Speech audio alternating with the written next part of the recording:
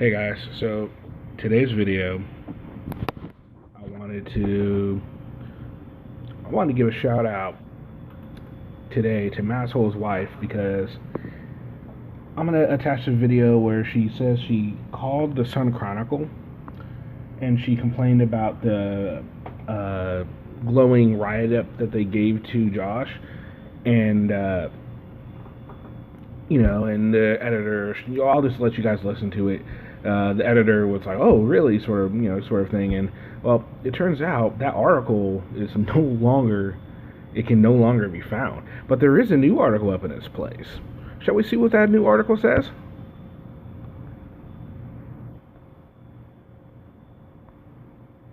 All right. Let's start. We Americans prize our First Amendment highly. In fact, we put the protection on speech, press, religion, freedom of assembly, and the right to petition at the top of the Bill of Rights. Americans defended these rights on battlefields and in the courts as foundational to our democratic way of life. It's a proud part of our national heritage. But it's not always pretty. Enter Josh Abrams of the group Accountability for All.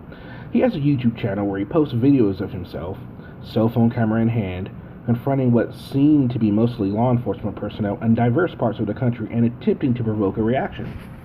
Too often he gets one, and is often too happy to post videos with tags like First Amendment fail, as obviously exasperated officers tell him to stop filming or otherwise impede what he insists are his rights to free expression.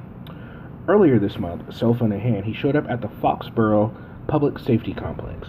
It would be fair to say that Abrams has a bit of an attitude when it comes to the police. He films a prisoner release door and says in a voiceover that it is their individuals are released after police extort money from them. Yes, because, that's what happens. The police are all criminals, obviously, right? He then enters the lobby and videos some items of police equipment on display in a trophy case, including tear gas spray and what appear to be handcuffs, referring to them as articles of torture. I just lost where I was. Okay, here we go. He then encounters Foxborough Bowman James Matson on desk duty, who is nothing but courteous to him.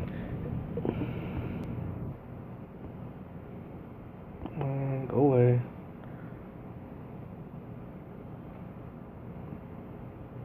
Go away, thank you. It was nothing but courteous to him. Abrams, filming all the while, remember, demands his name and badge number, which Matson happily provides, and then, well, nothing, save for some light banter about the Patriots. Matson didn't tell him to lower his phone, ask what business he had at the station, or demand his ID.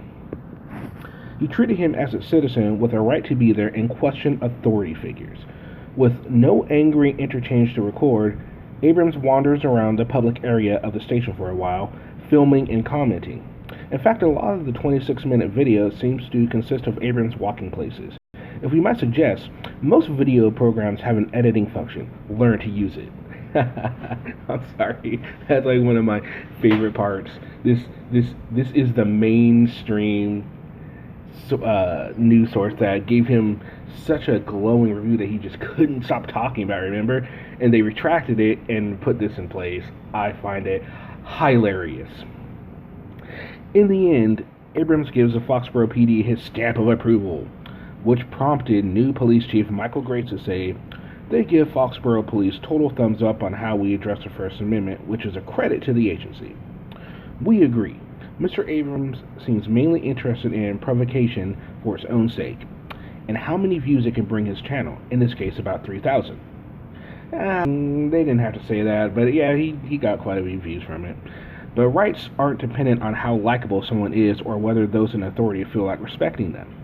The Foxborough police showed how that works."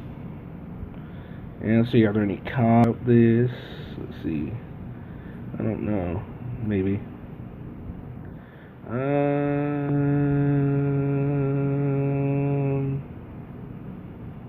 Nope.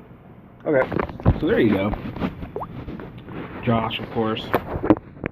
And you notice how he didn't, run to tell anybody about this. You guys can look up, this is the only Sun article on Josh. Now, the other one, I don't know if I read it or somebody read it. I know I've seen it somewhere. And it was pretty, it wasn't bad. The article made it sound like the chief was like, "Oh my God, Josh gave us the stamp of approval," and they retracted that and then came out with this bad boy. And I, for one, am happy about that. That is great. It really shows him in the true light that he, does these things. And the Sun Chronicle did a fantastic job this time. And Massholes' wife, thank you for calling and getting that article taken down, and this one put in its place. Bravo, just bravo, great work. Everybody should go by and thank her, and she's an example to how we can take care of Josh. And like I said, I'm gonna post a link to her live chat where she talks about it, so you guys can see what she said, the conversation that went by, and how they responded to her, and what they had to say about Josh. So you guys definitely check that out, and yeah, have a great day.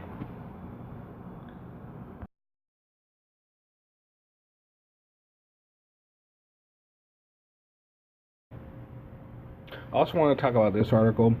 This one is a panhandling problem when public safety clashes with the First Amendment. I thought this was a fairly interesting article. I wanted to read some of it and get your guys' opinion. All right, Gainesville, Florida. If you have driven through Gainesville in the past 3 years, you've seen the problem multiply. Panhandlers, dangerously close to cars, sitting in intersections, and walking through traffic. The domino effect started with Supreme Court ruling Reed versus Town of Gilbert in 2015. A city's sign restriction ordinance went up against First Amendment, and the First Amendment won. Cities across the country started having their panhandling ordinances struck down. In North Central Florida, Gainesville police and Alachua County Sheriff's deputies were told they could no longer enforce their respective rules soon after. The county solution was not to regulate people or what they are saying, but instead to regulate the place. You can solicit or panhandle from the sidewalk. You can't do it in the median, said ASO's Lieutenant of Patrol Operations Jason Levy. Alachua County's public safety ordinance went into effect in February of 2018. Panhandling is perfectly legal in the unincorporated areas of the county, but standing in medians or stepping into traffic, no matter what you're doing it for, is not. So far, deputies have only given one citation in a year and a half they have been enforcing it. It's like writing somebody a ticket that has a suspended license, Levy said. How am I going to pay my ticket for a suspended license if I can't pay for my license in the first place? Which is a fairly good point. County leaders say the problem areas are all within city limits. Gainesville city leaders say they're working on a solution too. They also say it won't be a quick fix. Very preliminary in discussion stages, said Gainesville City Communications Director Shelby Taylor. We're examining what has worked in other communities. They say they have been working on an answer following a crash that killed a panhandler in April of 2019. Commissioner Harvey Ward is one of the people working to draw up a new city ordinance. He said mimicking the county's approach isn't an option.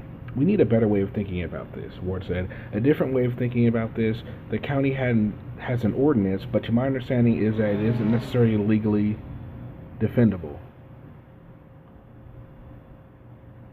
The ACLU and Southern Legal Counsel sent a letter to county officials just over a year ago saying the same thing, but Alachua County has not backed down. Our attorney's office did a great deal of research, looked at ordinances from other communities, and was convinced this one would stand the constitutional test, said Alachua County's Communications Director Mark Sexton.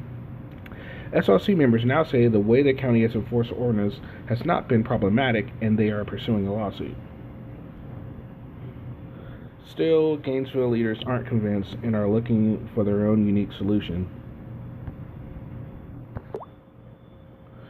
As part of that process, Public Works has been very careful to go out and measure intersections and think, maybe this median is one that's unsafe, but maybe other medians are safer for that sort of thing, Ward said. But as to what will be done or when, there's no clear answer yet. I'd like to think we're maybe getting close, but I can't give you a date on when that might come around, Ward said. Stay with TV20 as we continue to follow the story. Gainesville, Alachua County, and Northern Central Florida. Okay, so I want to know what you guys think about this. Should panhandling fall under First Amendment? Do you guys agree with that assessment? Do you guys think it's wrong? Me, personally,